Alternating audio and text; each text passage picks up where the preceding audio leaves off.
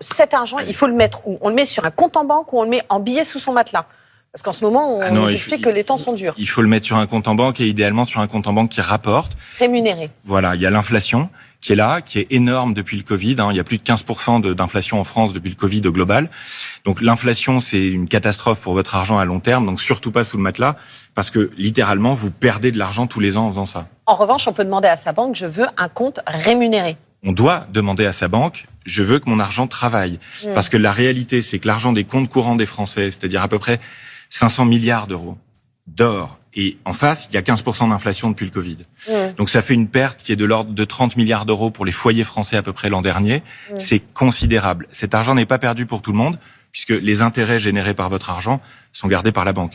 Donc partager les intérêts sur les comptes courants pour les banques, c'est un enjeu essentiel. Ne laissez pas votre argent dormir. Il dort pas, il meurt à petit feu. On parlait du livret A avec Cédric Dandeville il y a un instant. Les bons placements bancaires, les assurances-vie par exemple, c'est bien ça? Alors, il faut faire la différence entre ce qui n'a aucun risque, c'est-à-dire une épargne, un placement, il n'y a aucun risque, l'argent ne peut pas disparaître. Et là, on peut espérer faire 1, 2, 3%, c'est-à-dire très peu. C'est bien pour l'épargne de précaution. C'est le livret A, historiquement. C'est l'assurance vie, le fonds en euros, historiquement. On est sur des rendements qui sont très faibles, qui permettent juste de lutter contre l'inflation. Donc, il y a une perception du risque qui est en train de changer. Les gens, avant, en France, avec beaucoup de croissance, avec du pouvoir d'achat, voulaient protéger. Les jeunes d'aujourd'hui, c'est la génération de transition. Ils savent qu'ils doivent améliorer.